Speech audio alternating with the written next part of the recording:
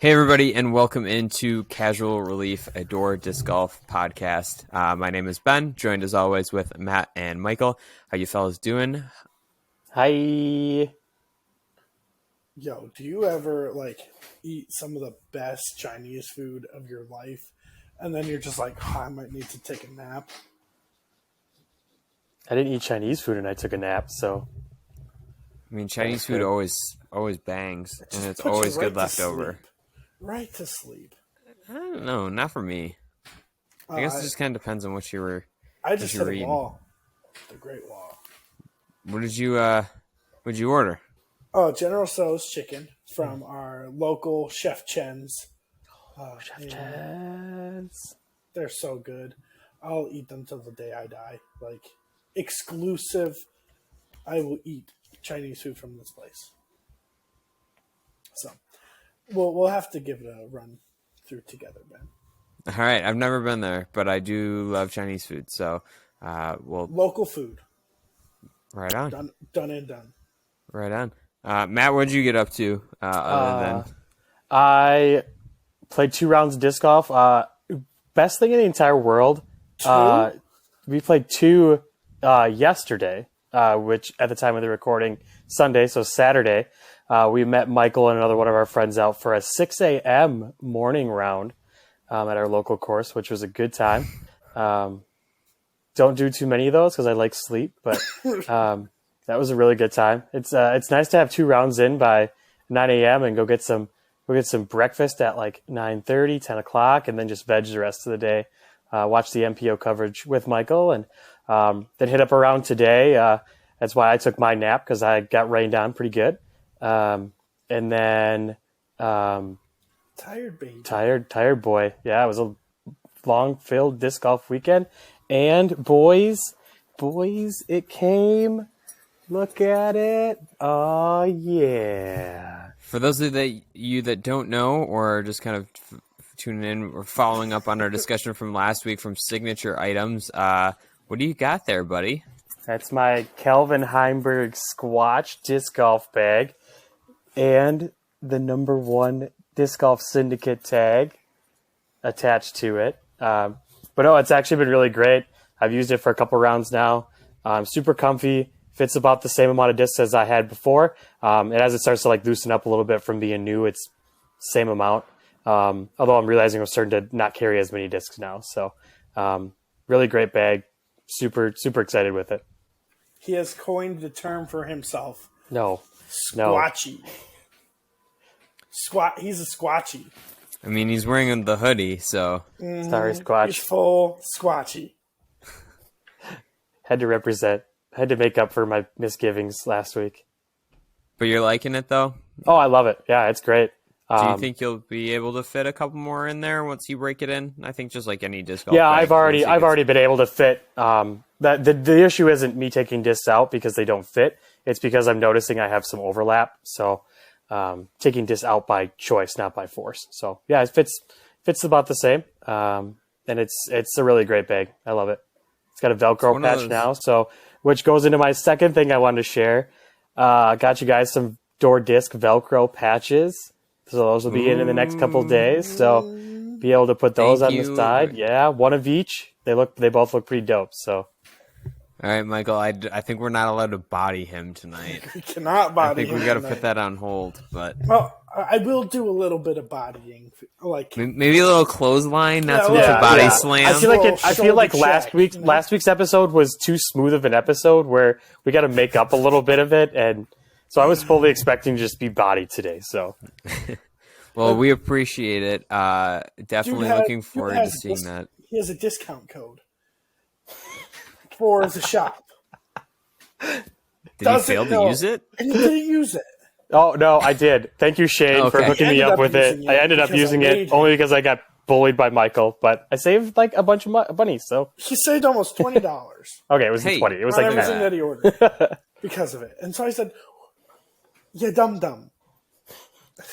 Just this use is the code. This is a good time to make sure that we announce that there are Door Disc Golf bag patches with Harvey. Those guys are rocking some Harvey hats on there, some Door Disc Golf logos. So head over to doordisc.com. It's where you can find all of your disc golf needs. And Discs, I believe if you listen patches. back to some of the Night Owls, they give out some codes in Night Owls.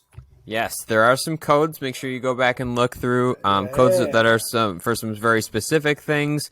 I'm not sure on the longevity of how long some of those codes have been rolling, but they are out there in the universe. Never hurts to try, but also just head over there for pretty much everything you need at this point, getting into the nitty-gritty of the disc golf season. Bags, plastic, accessories, all that good stuff. And if there's always something that you are interested in that the shop doesn't have, just be sure to shoot them a message on the website, and Shane and company will see what they can do. Also, whomever bought the used Fusion Escape, drop a comment, drop something. I want to know who grabbed my disc. Probably based on my recommendation, but you're welcome. Well, all right. We'll get into it tonight. Our main segment is courtesy of Michael. He kind of brought this up. We're going to talk about private courses and disc golf resorts, kind of break some of that down, and then we'll have our buy or sell, as always, and that'll be our episode for the week. Be sure to like us, rate us, subscribe us on all your favorite disc golf platforms. As of right now, we are under the Night Owls Disc Golf feed. There's talks that we will get into our own feed eventually, or moving forward in a little bit. We will kind of get there. That's kind of the game plan. But for now, make sure you, like I said, like us, rate us, give us all that good stuff. Be sure to follow Door Disc Golf, Night Owls Podcast, all that good stuff, wherever you listen, watch, and view. But like I said, we're talking about private courses and disc golf resorts. Michael, you kind of brought this up in our group chat, so can I let you take it away? Let you kind of run this one tonight. Well, yeah. I mean, it's been heavy in the news cycle recently of Paul Macbeth and Dylan Cease purchasing land and making kind of disc golf destination resorts and courses.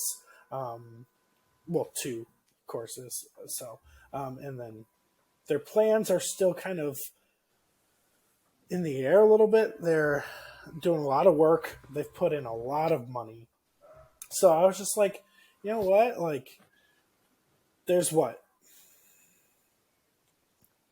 up in Vermont at Fox Run Meadows and Smuggler's Notch. That's a resort for disc golf. But other than that, like, I don't really know too many other, like, disc golf destination resorts. Yeah, they've got a lot of plans for Eagles Crossing in Missouri. So my question is what are we defining as a resort? Like, what would you define as a disc golf resort? I mean, I believe from what they are talking about is on premises lodging, so that you can, whether it be cabins or hotel style, cabin style, whatever it may be, there's a place for someone to sleep on the course and just hop out of bed and play disc golf in the morning. I think that's the biggest thing right now. Yeah, I think a lot of your disc golf destination places right now are big complexes, multiple courses, and I think the difference between what it sounds like your resorts and your disc golf destination is the difference between your lodging and on-site camping. So I think you have a lot of yours right now. The only one that really comes to mind right now is Highbridge. That one has a bunch of camping and that stuff like that. But as that course grows in popularity, you might see some more cabins and stuff there, which would make it a great. It is a great disc golf destination, but gives it that next level resort style. No free ads, but right now you can camp in the cabins, or you can rent out the cabins at Highbridge for $35 a night. Did they start that again? Yeah, they have. Oh, okay. So they tore down all the old cabins, right, except for the Honka House or whatever that is, and they've built 3 cabins, and they're building, I believe 3. Oh, wow! And they're building a handful more, and then they've cleared out more camp, camp sites. on the property. So Hmm. yeah, like that. The only thing that's like the only downside to like that, and if you want to call it like it is a, I don't think they don't really call it a resort, but if we're just using that definition, the only thing Yeah. is that there's like obviously like there's no food, right? Like you gotta go to like the Dollar General, or you gotta bring food with you, and Right. then, kind of camp out. But that's kind of just standard. But those cabins, I believe, based on the photos I saw, have electricity, so I would guess that they have like Hey. probably like mini fridges and stuff in there too. Sure. So like, yeah, Highbridge I think is like kind of like going to be, at least in our area, to us will be like the next resort, right? Like I could definitely see that. What other kind of amenities would you consider for a resort? Or go ahead, Matt. You seem like no, I This just is kind of our as we topic, start so to let's jump in. Yeah, I mean, as we start, like, I think the issue with, your courses like Highbridge and like your resort things, right, like Highbridge really suffers from being in the middle of nowhere syndrome, where like if you're going up to Highbridge to go play disc golf. And I think that's where you almost need that necessity of like the lodging and like food around and like those kind of things. Like your resorts are going to be more successful, like disc golf during the day and something later at night, maybe. Like, I don't know. I just feel like some of those places in the middle of nowhere kind of suffer from you only disc golf, and then you kind of get like, if you're doing it for a whole week, you kind of get like burnt out and tired after, a whole week. And it's nice to kind of break up I know when we've done disc golf trips, you kind of get burnt out after 3 days, and, you're tired and you're exhausted and you risk injury. So I think it's important for your resort-ish area to be within somewhere that you can maybe take a day and, be like, oh, we want to go visit this or visit that or something like that. So then you're not burning yourself out. So then I think burnout's a real thing when it comes to like big disc golf trips into like to these resorts, or just kind of these properties. So how beneficial is it that the course has multiple layouts or multiple courses, or like I should say the property has multiple courses or multiple things? Because there's been times where I've gone and played like a destination course or just for that, and I've been bored after one round, and I've been like, oh, like I booked a day here, and it's just like there's not like, I was like, okay, like I came here, done that, had a good time, but like the replayability was not there. Yeah, I think you have to have multiple courses. And if you don't have multiple courses, then it's multiple different layouts. So the one that comes to mind for me is like a rolling ridge, like, your tee pads, 3 tee pads, 3 baskets, those kind of things. And you can play a variety of different, they're just variations in general. But I mean, after a while that starts to get repetitive because you're still hitting the same fairways. You're still hitting the same lines per se, like as you get closer to the basket. So, like I said, that has its limitations if you're just on one single course. I would say as a pro tip, you want to keep your resort vacation destination places with your smaller groups, limit it to 4/5, so that you're not spending all day on a course and doing those kind of things. I know that's hampered me in the past too, but I think you bring your closest group of people, your best 3 or 4 other friends, and you go up, you rent a cabin, and go up from there. I think it's important too that you have a good balance within your group too of people of varying skill sets. I mean, because there are times where you definitely could just be like, well, I just spent all this money to come here and I'm just getting my butt kicked by these 2 guys, and like doubles can only be so fun for so long. And it's just like, yeah, I think like the resort aspect and like those things are fun, but I think you're kind of right on it. Like you need a good balance. Like you need other things to do. So like, I've never, like, this is going to sound bad, but I've never been to Sandy yet. Talk to me a little bit about that. Like, do those kind of check those boxes? Like from what I've seen, from what I know, like obviously like there's a lot of cabins out there, but like they've got waterfront and some other stuff going on. Yeah. Do you guys want to kind of talk about what you guys like from them and like what they're doing well from a resort standpoint, and maybe something that could be improved upon? Well, Mike and Michelle are just 2 fantastic people, just in general. You go in and they're insanely personable. They're insanely, I remember just having like a 30-minute conversation with them about how to say my last name. Like, just like, just like in general. And that wasn't even when For the people listening, give it to us quick. It is Juedes, Juedes. But, just like had a huge conversation with them about like just that. And they want to know and they care. And then every time they've seen me afterwards, they remember me and, oh, hey, you remember we had this conversation, blah, blah, blah. And it's just so nice. They're so personable. They run a really good resort there, multiple cabins on site. It's nice that they also they live on site as well. So they get to kind of monitor that as well. Pro shop on site. We didn't get to take full advantage of it when we were there because we could really generally go up in like the early spring when they're first open. But they have the lakefront, they have the beach, they have, all those great things. And then Minocqua is only 15 minutes away. 20 if you get stuck by something. Right. And that's a very like touristy up north type town where, there's things to do there. And just very much a good area just to be in. And it's one of those that's like secluded. There's nothing else around it other than woods and disc golf. But you can drive 20, 30 minutes to go do something if you really wanted to. So, and the great thing is it's good disc golf, and it's good disc golf for a variety of different players. It tests a lot of shorter holes, a little bit longer holes, lines to hit, really challenges all disc golfers in that regard as well. And I think there's 2 baskets on every hole now, which is kind of cool. If not almost every hole. So 2 baskets and not multiple tee pads, but some multiple tee pads on some holes. So gives you a lot of variety. And, I know when we go, we play 3 different layouts over 3 different rounds. So spins it up a little bit and makes it a good time for everybody. It's definitely on my list to get up there. Michael, you got anything to add to that? I guess, yeah. What it could be like a detriment, but it also is one of the greatest things is that it's like smaller complex, feels really like nostalgic up north vibes.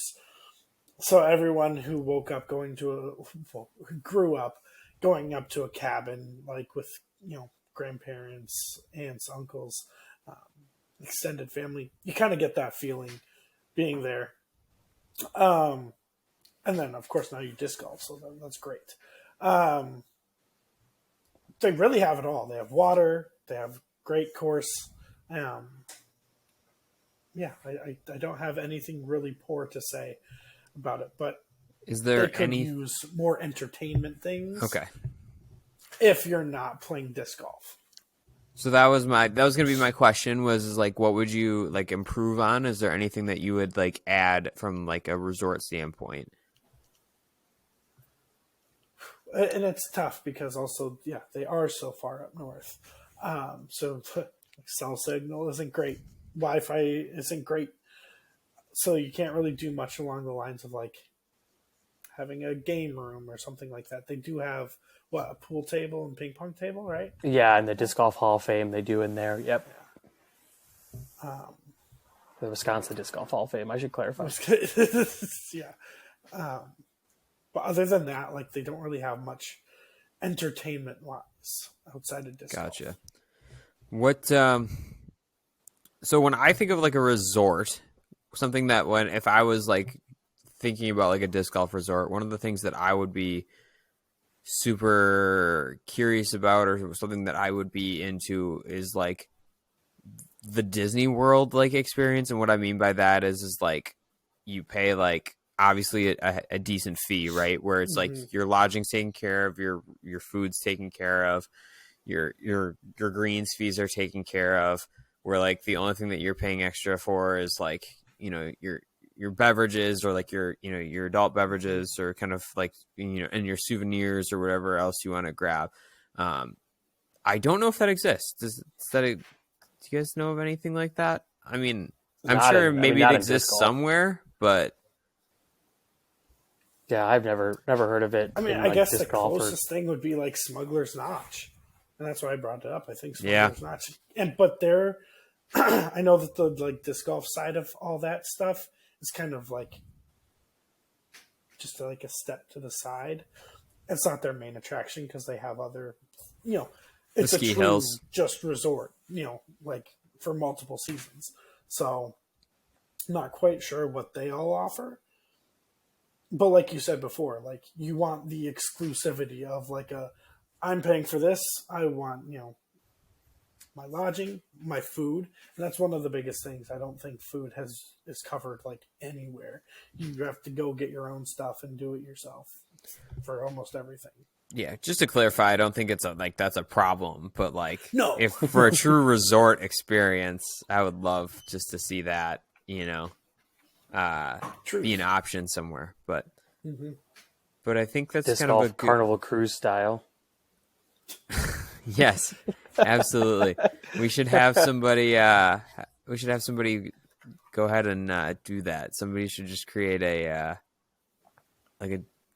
the Carnival Cruises of disc golf and just I think Dynamic Discs do like some crazy thing like 2 or 3 years ago where they brought like 30 people onto a cruise and then they like stopped off at places and played disc golf. Sounds like a Dynamic Disc thing. Dynamic Disc sounds like they could do that in Emporia. Sure. Go you play. Can't get there by water anywhere. No, you can't. But if you could get to Emporia, I don't know why Dynamic. They're gonna steal this idea, and I'm not gonna get any royalties. But like, they could just buy. I know they own Airbnbs, or like they own a couple of like the company does. They should just get a property of some sort and just like rent it out for X amount of time, and then just have like catered meals in or wherever. Like, that'd be sweet. Oh, you know what they should do? No, please tell us. I'm kicking. No, I'm sighing because I know that this would be a viable business. I know this would be a viable business, and I'm not going to make any money off of this. They should team up with Emporia State University and for periods of time rent out the dorms for like weekends or like up to like a week, and then they can go eat in the dining hall or in the lobby of the dorms and then play disc golf. I don't know if they no, because DDO has always happened when school has been in session for Emporia State, so they haven't been able to do that. But if that tournament were in the summer, do you think that gets that much pull though? Definitely available. Like, I guess I'm not like I've never been to Emporia. Never like I've want to go there at some point, but it's not on like my bucket list of places to go. Do you think that like there's a lot of people out there that would take advantage of it if it was an option? Yeah. I've never been, but I know that outside of like the big ones that we know for DDO/GBO/Worlds, like outside of like the 3 that they've played, because like now Jones East and Jones West are back, and you can play the Jones Supreme layout, you can play the Country Club, but then there's also like Peter Pan Park. I mean, Michael, you've been there. How many courses are there in Emporia? Like a bit, like at least 15. Well, yeah, right? I mean, there's just in Emporia, probably 5. But then if you extend it out, like within a 30-minute like drive, you then up it to like 15. Yeah. So I would do that. I would if like all of us went and like they were like, yeah, you can like rent out a dorm at Emporia State. And then, like, you guys can just drive and play. Like, yeah, hands down. I would do that for sure. And then we just eat in the dining hall. Be a killer first idea. Things first. If we're going to be in, no free ads, but if we're going to be in Emporia, we're going to go to not Bevel. Bevel's in Bend, Oregon. I know. Yeah. But Bevel and Radius have done collab beers for every DDO/GBO.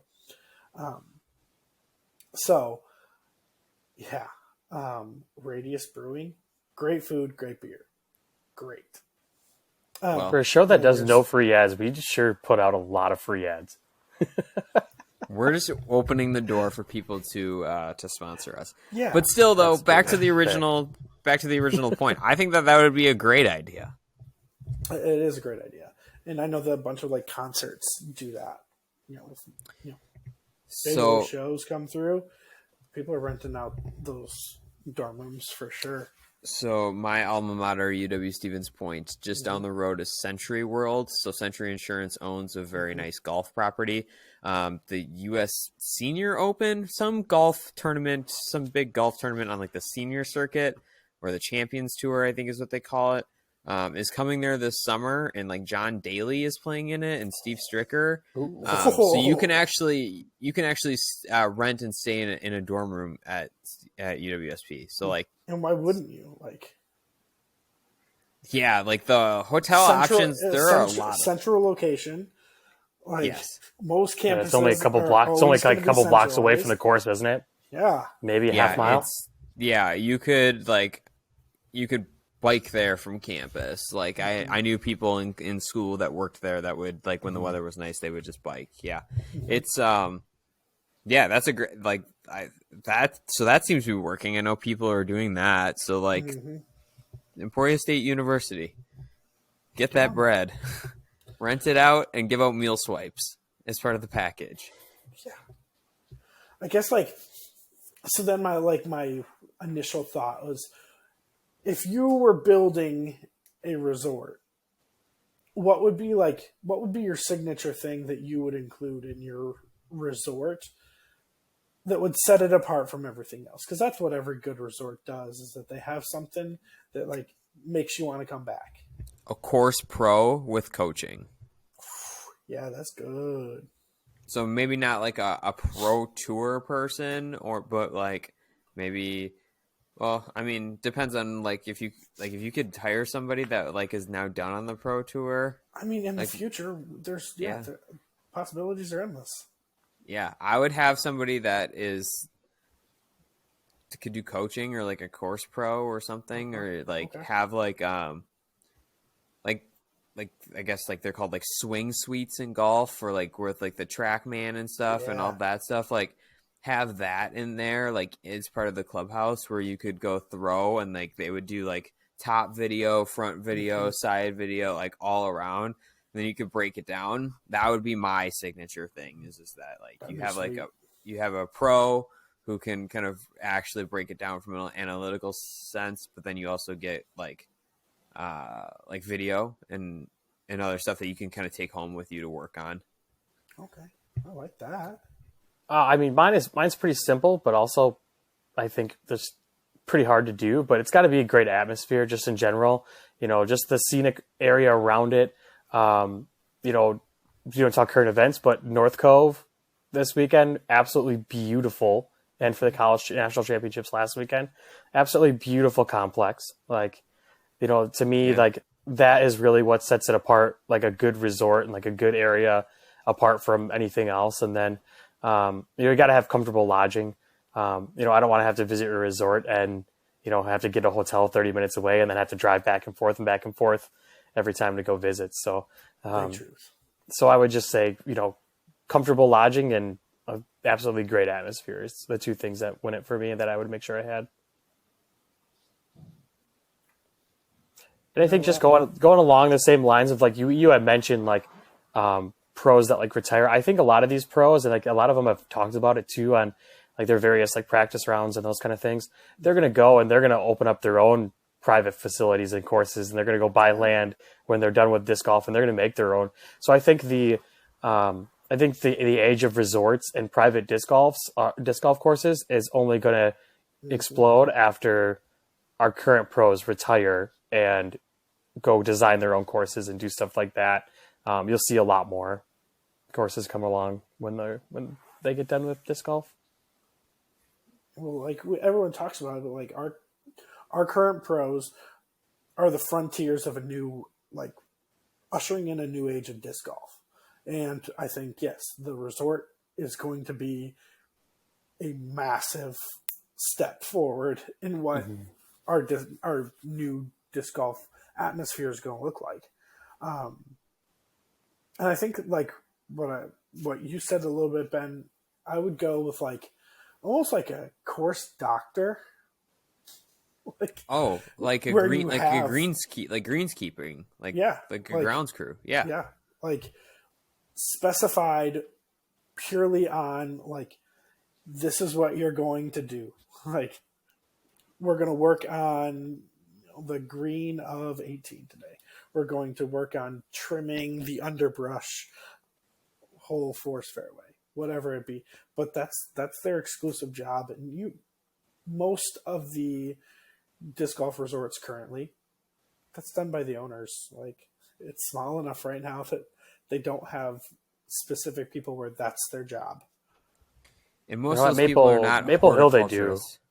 Well, I mean, Maple Hill's different. Yeah, Maple Hill. I think this is Gage Benson just got shouted out on Lazat's vlog. I think this week. They're the only place charging what? Isn't it like $25 for a day pass? Well, they're Yeah, not the only something up people there, charging but- for $20 for a day pass, but they're the only people I think that should be charging $20 for a day pass. I guess you could think about that. Like, you know, what is your max that you would pay for a day of disc golf? $50. 50? A full day? What does Like a full just day? like right now, like golf you pay per round, right? Like you pay Yeah. however much to do a round of golf. Like right now, disc golf kind of has it nice because you can pay, you know, day. $25 for the day and you can play as many rounds as you want. You know, Sandy Point is $5 and you can pay as much as you want for the day. Like, it's just crazy. I think part of that is just that our pace is so much faster than ball golf, right? Like we don't, I mean, tee times are a thing at other places, right? But like the tee times are just like stacked. Like it's like 10:05, 10:10, 10:10.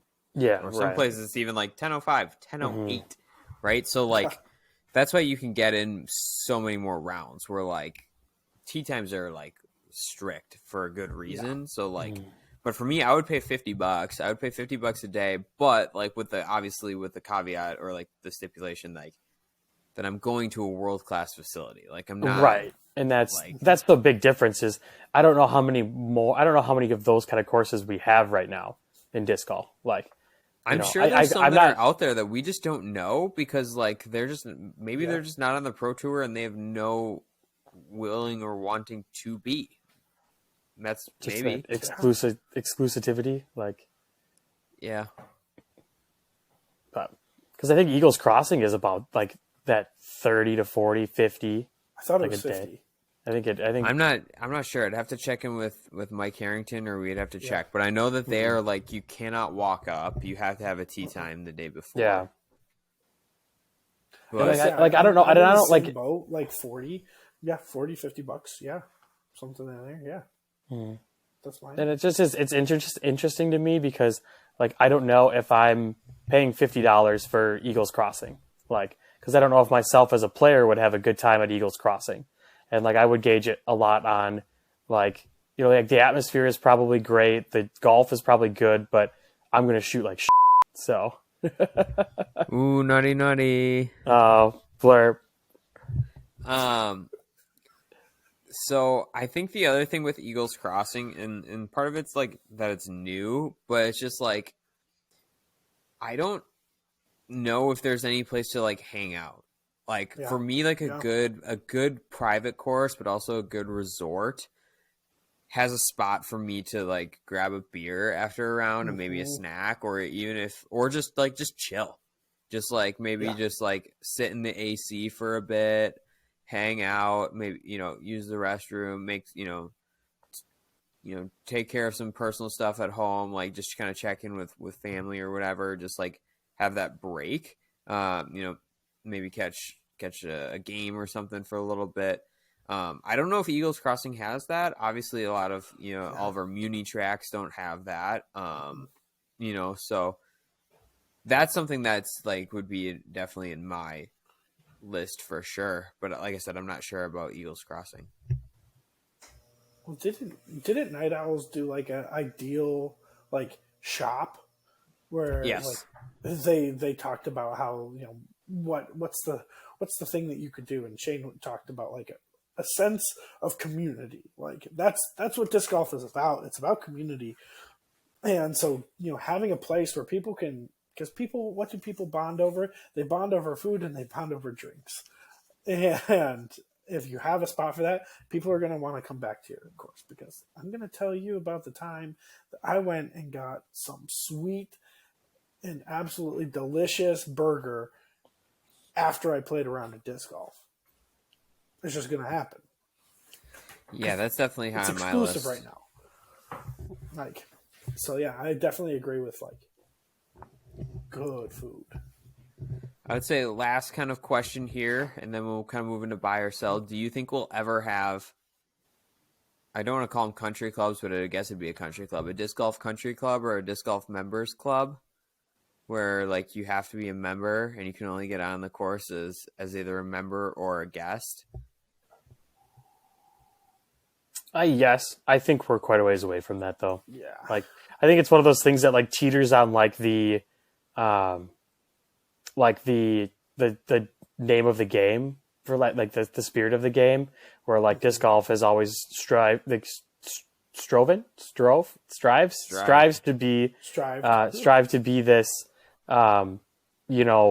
like all inclusive sport. Anybody can play regardless of age, like this and that. It's just, that's what it was born on. So it just is very tough to see that going to like a members only type club. But I think once we usher in this new era of, our retired pros opening up a bunch of different courses, and I think we'll see it. It just will be hit with a lot of resistance. But then, Go ahead, Michael. It's then up to the person who's offering that membership to make it worth it. Like, pick your fee and, clearly lay out what it's going to give you. Well, it's going to be up to them to prove it to us at this point. I think that I think we would get there, but I think that there's what we're going to see first is we're going to see kind of a hybrid. Is that we are going to see more courses open to the public, but that have memberships that you pay annually, and like the perks are huge, like blackout dates where it's like members only, or blackout weekends, or like the course is closed or open early in the season for just members only, or just like, I think that's going to be kind of the first step before we get to a country club. And depending on where it is or what kind of like perks you would get, I for sure would join one if I knew I was going to play it a lot. Ridge has their yearly membership where you purchase that, and then is it 10 or 15% off of the pro shop? Oh, I think it's 15. It used to be 15. I don't know what it is now. I personally want something more than just a discount. But that's that's where it is right now. Yeah. Like that's what I have heard of as the most like exclusive like membership that gets you something. The preserve membership gets you ice fishing. I know that. Ooh. And cool, then if you're an ice fisherman. Yeah, you get ice fishing, you get the percentage off, and then like you also like they do have like special like days or like certain things like at the beginning or the end of the season where it's just members only, just to kind of keep it so like the people that paid like the big money can still play it with maintaining like the integrity of the course as far as like in the thaw periods and then like the freeze over. So yeah, anything else kind of what you guys thoughts are on like private courses or where you think things are kind of going? I'm ready for it. Yeah, I'm ready for it. Whatever it may be, I'm ready for it. We need it. We want it. No, maybe we don't need it yet. We want it, though. We want it. I need it. I want it. I think we all want it, and I think I speak for all of us when we say that we want it solely because it would elevate the quality of the course. Yep. Mm-hmm. That's really just the big thing. Is that these things cost money. People put that money back into the course, and that's all we want is just the best courses possible. Yep. And we want diversity because you get stale after a while. So, all right, gentlemen. Quick, kind of a shorter one here, but we'll tonight. Knock on wood. Who knows? We always say that. It's kind of a running joke. We'll move into buy or sell. Michael, what do you got for us tonight, friend? Buy or sell. Headphones on the course. Big sell. Regardless of tournament round or casual round, whatever it may be, headphones on the course. No, I'm big. Sell. I'm big sell. I'm big. The biggest sell ever. I think it's kind of one of my pet peeves. Like I like to talk to my card mates and have a conversation with them, and like I never know if I should or if I shouldn't if they're on the phone or if they're not on the phone, but I have their headphones on or whatever. I mean, if they're on the phone, I still don't know if I should talk to them or not. But True. but no, I feel like you're also not focusing. Like, and I guess people listen to music in different ways, where it just has like background noise and stuff like that. But it just seems weird to me when people have them in because I need to be like I'm a player that needs to be in tune and I want to see everything around me and hear everything around me and do all that kind of stuff. So, like as a runner, I never understood it either because I wanted to be in tune with my body and like know how my body was reacting in certain situations. So, it just is a weird concept to me to wear headphones just during any activity. So, I'm selling that, but first of all, I have this on the brain. I like to run, not like competitively by any means. I just run just for Running. fitness. For I do fun. I do want to do like a 5K or something, but never to like a marathon or anything. But Yeah, I can't run without music, and it's only just because of I personally like the tempo and it sets my pace, just like the BPM of it. But that's beside the point. Yeah. But I'm selling this on the Pro Tour or in disc golf because we've talked about rules and things before of like how everybody needs to be like kind of paying attention. If you might need to get brought into a rules discussion or if somebody's calling for or like, I just think it's a distraction. Like I understand like people like to be in the zone and it might help them get into the zone. But at the same time, like part of being a good card mate is being present and not being distracted. And, you never know when you're going to have to make a decision. And I feel like that's kind of the big thing for me. Plus you're just not allowed to wear headphones in any other sport. Yeah. Maybe, well, except for esports, if you count that. But like, I don't count it because people wear it for like the sound of the game. But Yeah. regardless, the game's not right. Yeah. regardless, I know what you mean, point I'm making. Like, so why are we kind of doing it? And I know there's no rule against it, but I think it's just my biggest thing is like it's a distraction from you from what's actually happening and when you might need to actually weigh in on something. Right. Yeah, 100% agree with you on that. Wonderful. We're all selling it. Yeah, big sales. Fire sale. Fire sale. Okay. No, don't. Okay. All right, I'll go next. My buy or sell. So we've had 3 chase card victors. No. There's no spoilers in live sports. There's no spoilers. It's We don't do It's a current fourth. events. We don't do current events. Remember when this podcast is going to come out. This podcast is going to come out on That's Wednesday, true. 3 days great, after. dude. Yeah. That is true. That's true. So we've So had 4, but mine specifically relates to more of the like Elite Series events where Joe Mez is specifically covering them. So is chase card victors hurting Joe Mez like views this year? Buy or sell?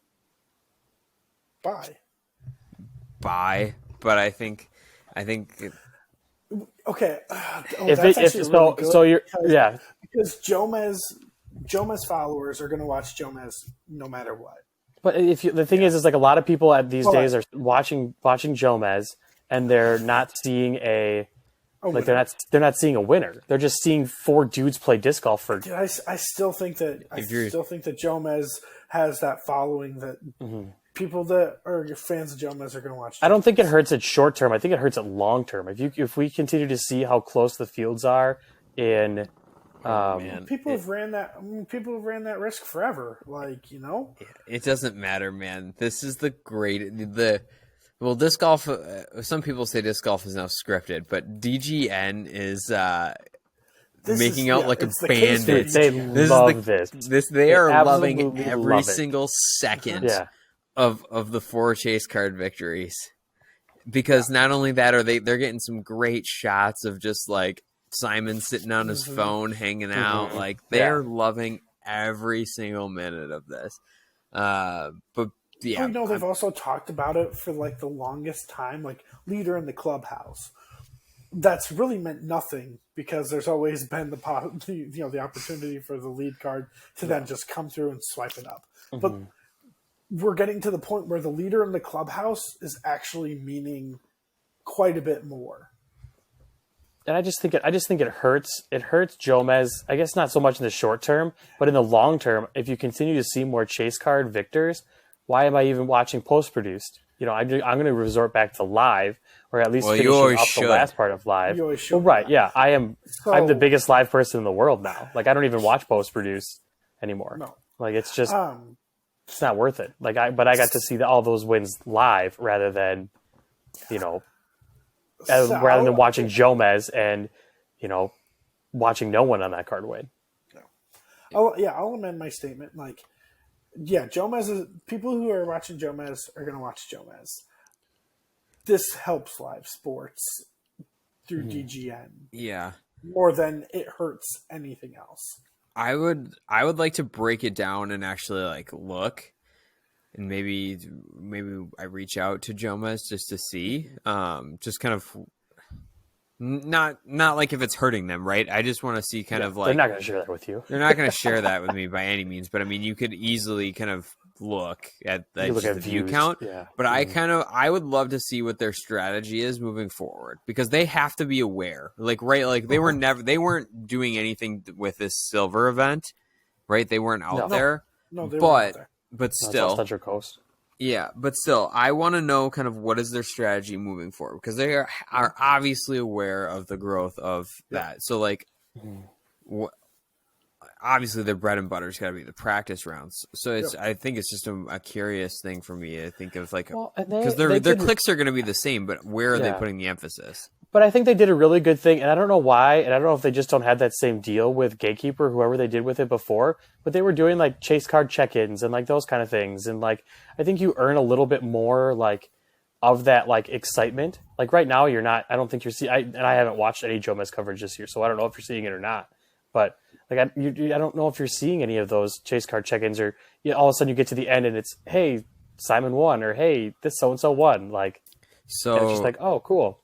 So, because I'm really vain, the only Jomez coverage I watched was from LVC from the final round, just so I could see if I could see myself there. But to answer your question, they did not do any of that. They had mentioned, like, they didn't do any footage or anything like that. They had just kind of mentioned where, like, in Vegas, where, like, Macbeth was. And that's because he was really the only one that was, like, within any sort of striking distance. But then as soon as Calvin and Kevin pulled away, like, there was no real point in talking about them. But, yeah, so, like, yeah, they didn't do any of that. But, yeah, I don't know. I'm gonna buy it that it's for their post-produced round coverage, but I don't think that they're really losing any clicks. Yeah. I don't know. It's just so hard to say. Because everybody's so secretive with their numbers. Like, DGN is like, they like will actively talk about their subscriber numbers, but they won't say like for what. They talk about it when they cross a threshold, but they don't like ever give any updates on that stuff. So these are all questions that we could definitely do another episode about, just kind of breaking down like views of things, because like. I think now I say this now, and we could talk about this at a different day. I think like there is something also to be said of like, if there are 3 people you've never seen before on, and then one you have seen going on the lead card, are you getting the same amount of clicks as for an event where Simon wins from the chase card and he's not there? Mm-hmm. Like, let's say like your one known person on the card is like, let's say it's just like 3 randos who are just new onto the scene. One's like a local, one's like played kind of well, and then one is just like the 18th best player in the world. And I'm not going to throw anybody under the bus, but like it's not Calvin, it's not KJ, it's not any of like our heavy hitters, right? And that's just what it is. Do you think they're getting the same views as the chase card victory? No. I can't imagine you are. Like, I think that's what hurts so much about some of those like first rounds, like when they do the lead card Feature for like card. the second round, like your feature card, you get your popular players, but then you're like second round where like all these like random people pop up and you're like, oh, cool. Like, I've never heard of this guy before. Why would I want to watch this coverage? So then you go to Gatekeeper and you watch your Kelvins who somehow fell back on that card, or they're only like a stroke behind and they're on that card. Like, so I think that's where post produce, and like as our sport gets to be way closer and the skill gaps are closed way more, winners from the chase card, leaders in the clubhouse are going to be a thing that happens quite often. Yeah, I mean, time will tell, but definitely just an exciting time for live disc golf. Yeah. All right, Wrapping wrapping it up. Take us home. Buy or sell. If a TD has deemed a players meeting mandatory and you miss it, you should be penalized a stroke.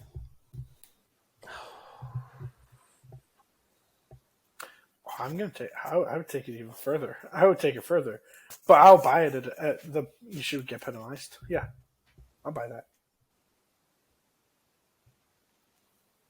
I don't know. So here's my thought on. I am very against players meetings and those kind of things, only because I think that everything that needs to be said can be sent out on an email the night before, and then you save the 15 minutes of getting everybody else together, and then the other 15 minutes of talking. Emails. Then if you don't know the rules, then you get penalized that way. I do.